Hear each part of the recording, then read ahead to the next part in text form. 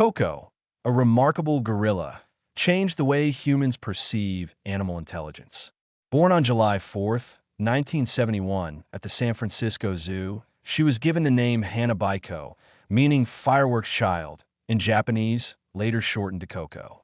From an early age, Koko displayed extraordinary cognitive abilities, including an aptitude for sign language, a deep emotional range, and even a unique sense of humor. Over the years, she developed a vocabulary of more than 1,000 signs and understood around 2,000 spoken English words. Her intelligence was estimated to be comparable to that of a young child, challenging long-held beliefs about the intellectual limitations of non-human primates. Koko's early life was challenging. As an infant, she fell ill and had to be separated from her mother for medical treatment. Unfortunately, when she was well enough to be reunited, her mother rejected her. This left Koko isolated, and she was placed in a small enclosure with unfamiliar gorillas, finding comfort only in a plush toy gorilla that she hugged as a surrogate mother. However, her fate changed when Francine Penny Patterson, a graduate student from Stanford University, took an interest in her. Patterson was conducting research on communication with great apes and saw Koko as the perfect candidate for her groundbreaking experiment. Teaching Koko sign language was not an easy task. Unlike chimpanzees, who learn primarily through imitation, gorillas are more independent learners. Koko refused to let her trainers guide her hands, requiring Patterson to develop alternative teaching methods. Despite the challenges, Koko quickly mastered sign language and even modified or invented signs when she did not know the correct word. She was also capable of complex thought processes, occasionally signing to herself as if thinking out loud. By the age of 3, Koko had learned 200 signs, demonstrating not only memory and recognition, but also emotional depth and the ability to form opinions about the world around her. One of Koko's most remarkable traits was her humor and creativity. She would joke with her trainers, mislabel objects deliberately, and even tease her caretakers. On one occasion, she mischievously pulled Penny's hair, laughed, and then signed an apology. Her ability to understand and use humor showed a high level of social intelligence. She also demonstrated linguistic creativity, inventing her own phrases when needed.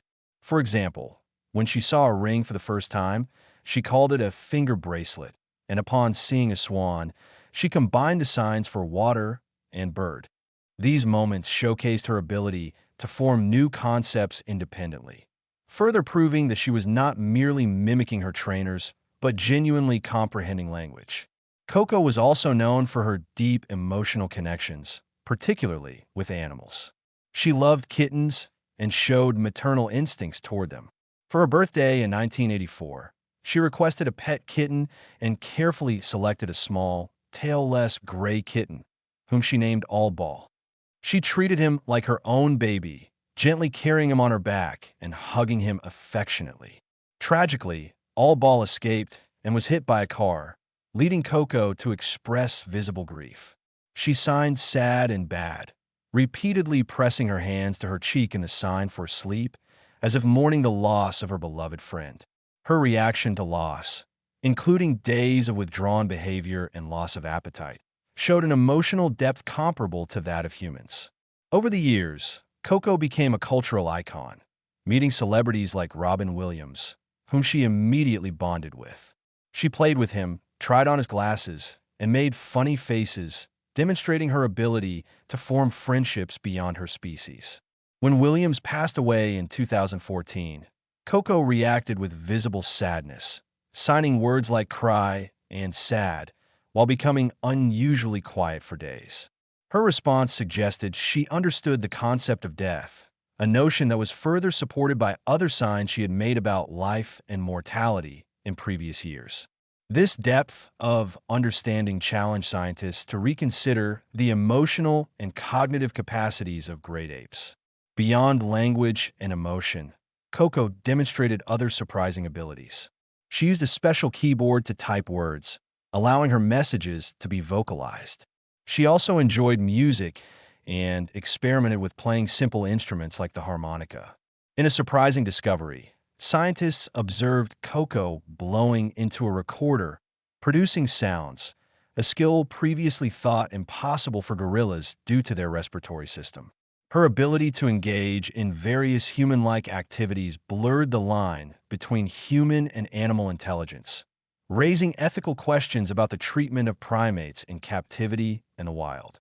Koko's life left an indelible mark on the world, reshaping our understanding of animal cognition and emotional depth. Through her interactions with humans and her ability to communicate, she proved that animals are capable of more than previously believed. She inspired greater awareness of conservation efforts for gorillas and brought attention to the intelligence and emotional lives of animals.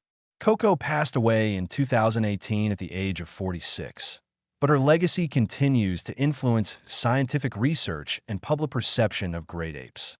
Her story remains one of the most compelling cases for the complexity of non-human intelligence and the deep emotional lives of animals.